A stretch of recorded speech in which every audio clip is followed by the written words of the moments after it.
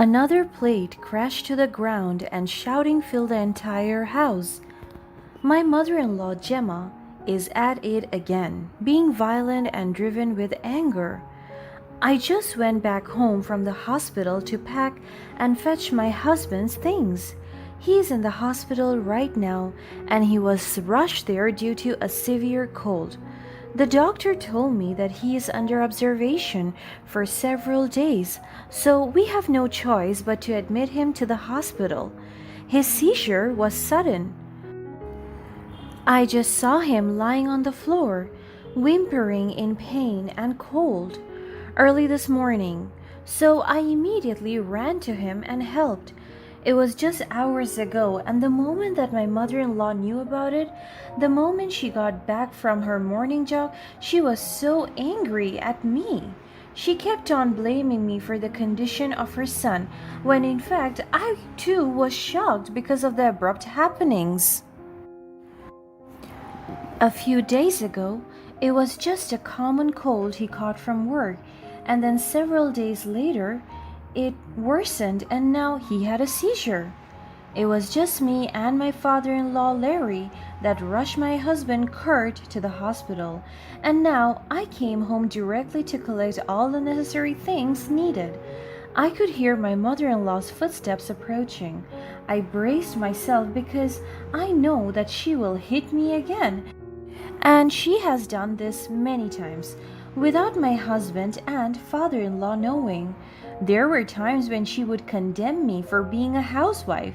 She kept on branding me as useless and freeloader because it is only my husband that is working, but she didn't know that I am also helping with the finances inside the house by working online and remotely on a virtual company run by my family.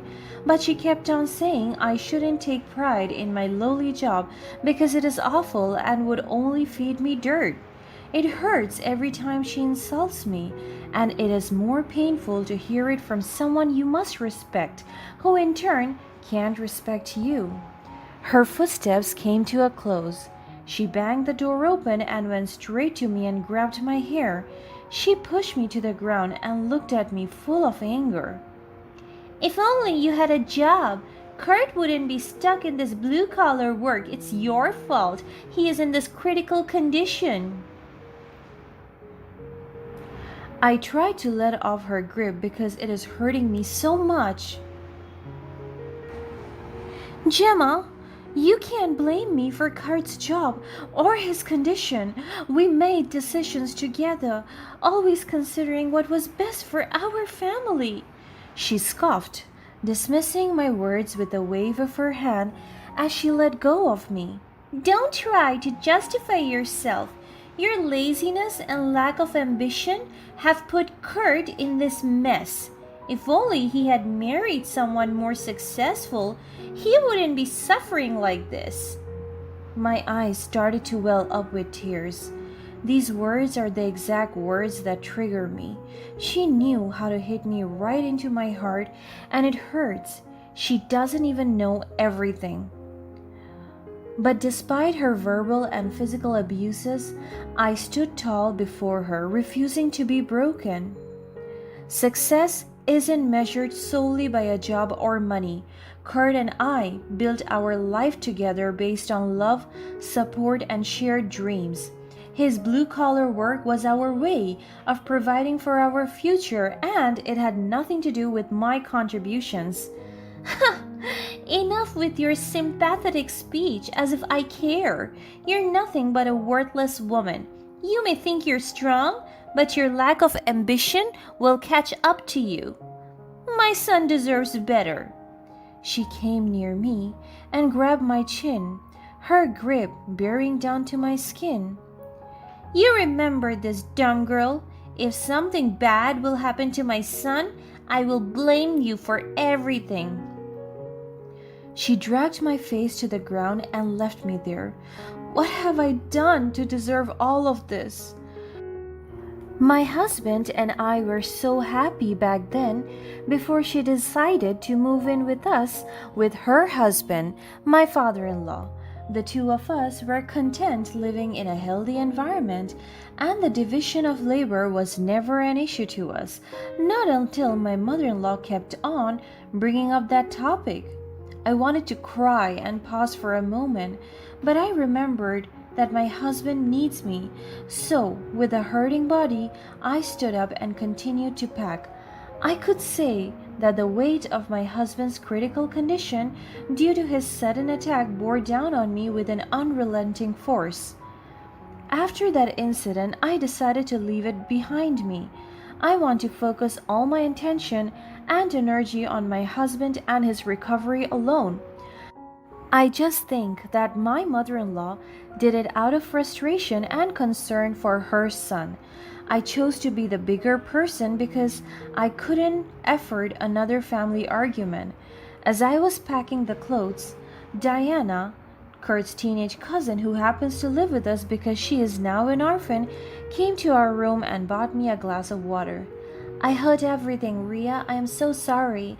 I don't know what to do. I hope everything will be better soon. She handed me the water and I drank it. Thank you, Diana. She held my hand tightly and looked straight into my eyes.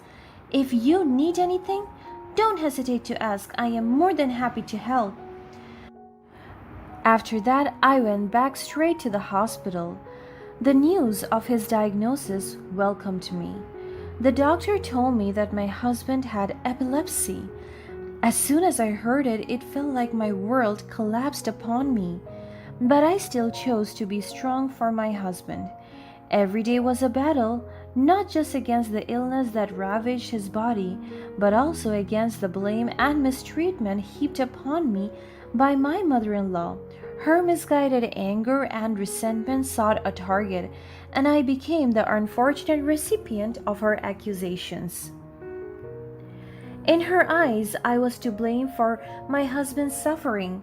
She believed I had failed to prevent his illness, as if it were within my power to control such matters.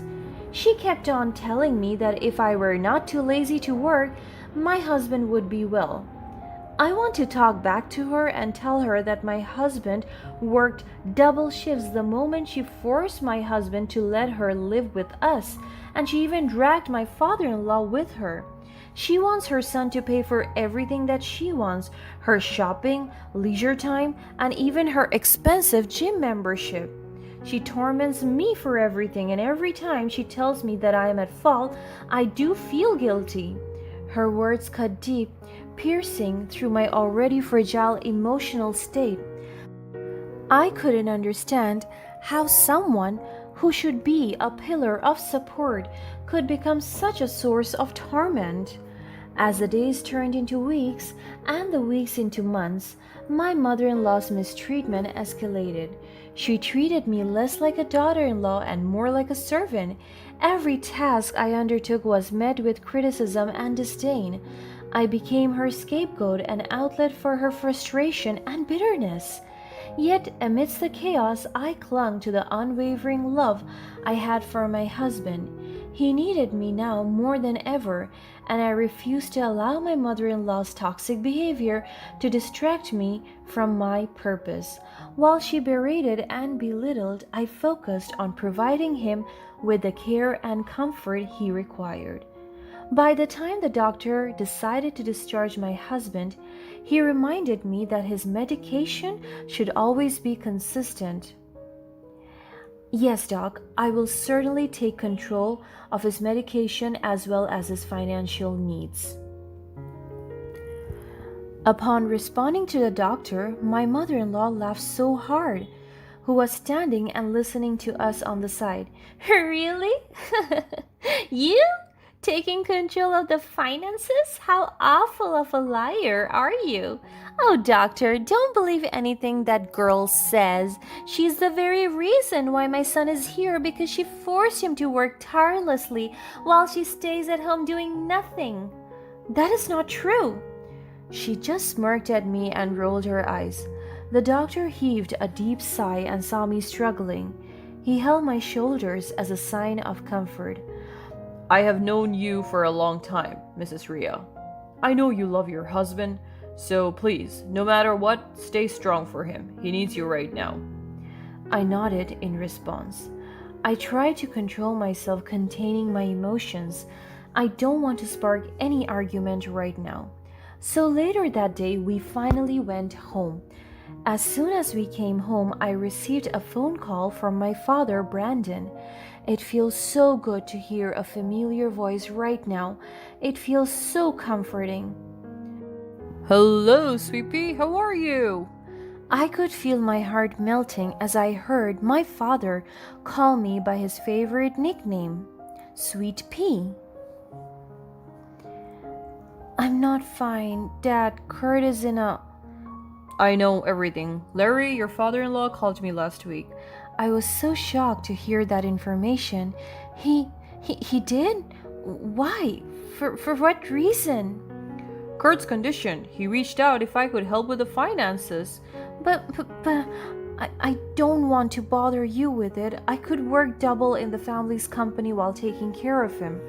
Ria, I'm your dad. Kurt is also my son.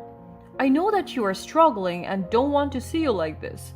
We have the means and resources to help. That's why I'm more than willing to give that to you and your husband. I closed my eyes and tears fell down my cheek. Dad, please. We have talked about this before. That they must never know that you are from a wealthy family? Sweet pea, Larry knows that all too well. He works in our company. Yes, Dad, I know. But I don't want my mother-in-law or other people to know. I told you. I don't want to be defined by my family status. I want to build my own. Sweet pea, please, let me do this. I'm more than ready and happy to help. I heaved a sigh and just accepted his offer. Here's a confession. I happen to have grown up in a privileged family.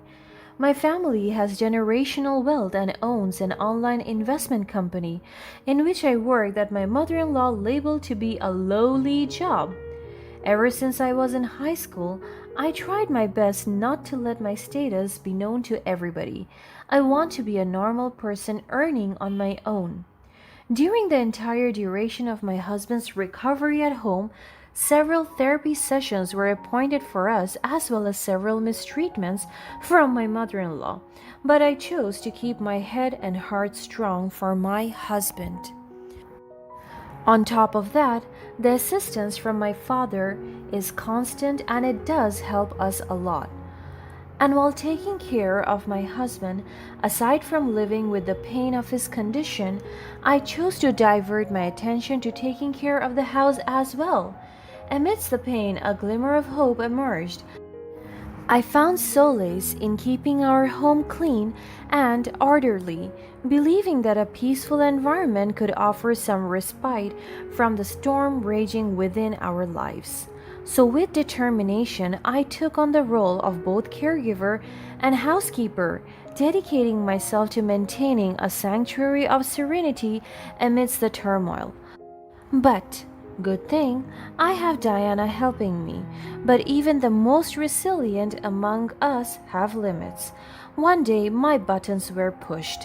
After I tended to my husband from cooking his meals to washing his linens, I continued my work inside the house, diligently cleaning the kitchen.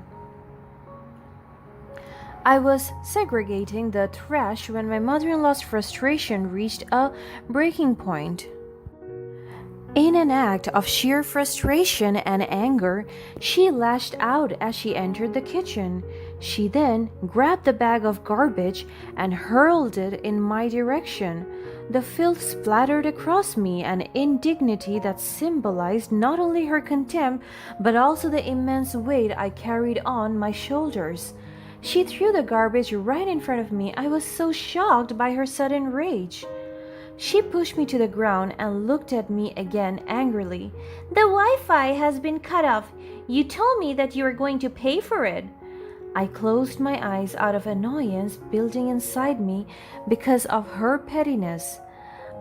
I cut short of the budget because the doctor added new maintenance meds for Kurt. "Then work more, find more jobs to sustain all the needs in the house." She pushed my head to the floor and screamed at me. She's insane. During the commotion, my father-in-law finally barged in, dragging my mother-in-law away from me. Enough, Gemma! He shouted at his wife, and she was dumbfounded and confused. What the hell are you doing? Enough of your evilness. You're so abusive. And what about it? She deserves all that anyway. After all, she did to our son. What did she do? Do you know what she did? She did a lot of things. She tried to hide all your mistreatments towards her from her father. She raised her eyebrows and looked at me from head to toe, judging me. And who is her father anyway? Isn't she an orphan? No one walked down the aisle with her during the wedding with our son. What a shame, stupid girl. Larry grabbed Gemma's arms and dragged her to face him. That girl you call stupid is the daughter of Brandon Wilkins, an entrepreneur, my boss, the father-in-law of your son. And Brandon is the one sustaining and precious with everything, including your fucking Wi-Fi connection. So be grateful and beg for forgiveness. She was so shocked by everything that she heard. Is that true? Her voice trembles as she looks at me with shame. Yes, and I think it's about time for my father to know everything. There is no need for that. I looked at where the voice came from, and it is Diana, holding her phone. Unbeknownst to her, the chaos had been captured on video by Diana. The recording found its way to my father, the one who had been shouldering the burden of my husband's medical expenses. When he witnessed the mistreatment I had endured, he was consumed by a fiery anger and protective instinct that only a father possesses. My father's love for me outweighed any obligations he felt towards his son-in-law's family.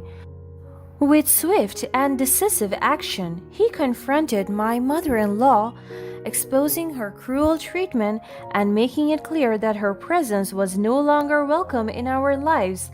At that moment, she finally faced the consequences of her actions. As she pleaded for forgiveness, realizing the gravity of her mistakes, I stood strong, my heart torn between anger and pity. The power dynamic had shifted, and I found myself taking charge of our household once again. The doctors closed on her toxic influence, allowing us to breathe freely for the first time in years. But my newfound control didn't stop at the boundaries of our home. I assumed the role of my husband's advocate, fiercely guarding his well-being and ensuring he received the best possible care. I immersed myself in the intricate world of medications, treatments, and therapies, constantly seeking ways to alleviate his pain and provide comfort during his darkest moments. With unwavering determination, I emerged as the driving force behind his fight against cancer. I became the source of strength he needed, offering unwavering support and a shoulder to lean on. The journey was arduous, filled with countless sleepless nights and moments of doubt, but my love for him propelled me forward. I delved into the research, connecting with experts in the field, seeking second opinions and exploring alternative treatments. I left no stone unturned in my quest to ensure my husband's well-being. Every decision regarding his care was made with meticulous attention, as I became his voice when his own was weakened by illness. The days blended into a blur of hospital visits, consultations, and treatment regimens. I navigated the complexities of medical procedures, deciphering the jargon and advocating for my husband's needs. I became well versed in his condition, understanding the intricacies of his cancer and the potential paths to recovery. But My newfound control extended beyond the medical realm. I reclaimed authority over our lives, refusing to let external forces dictate our fate. I prioritized the well being of my husband above all else, filtering out negativity and toxicity that could hinder his progress. I forged ahead with unwavering determination, shielding him from unnecessary stress and drama. As time passed, I began to witness the fruits of my efforts. My husband's condition stabilized, his pain eased, and a glimmer of hope emerged. It was in those moments of respite that I saw the strength we had cultivated together. We had transformed from mere victims of circumstances into warriors, fighting against the odds with a united front. Through the darkest of times, our bond deepened. We found solace in each other's presence, drawing strength from the love we shared. Our connection became an anchor, grounding us in the face of adversity. Together we defied the odds and transcended the limitation that cancer tried to impose upon us. As the journey continued, my mother-in-law, once a dominating force in our lives, reached out in desperation. She begged for forgiveness, recognizing the gravity of her actions and the consequences they had brought upon her. But forgiveness wasn't mine to give. The wounds she inflicted ran deep, and the scars would forever serve as a reminder of her cruelty. I stood my ground, refusing to grant her access back into our lives. The power dynamics had shifted irreversibly. I had become the guardian of our home, our sanctuary, and the protector of my husband's well-being. The control that had been wrested away from me and was now firmly in my grasp, a testament to my resilience and unwavering determination. In the end, our story became one of triumph over adversity. We defied the odds, proving that love and resilience could conquer even the darkest of circumstances. Cancer may have tested our spirits, but it couldn't break our resolve. As I continue to navigate this journey, I do so with a newfound strength and purpose. I have reclaimed control over our lives, empowering myself to make decisions that best serve my husband's interests. Together, we march forward, defying the limitations imposed upon us and embracing the power of love, determination, and the unwavering belief that we had overcome any obstacle in our path.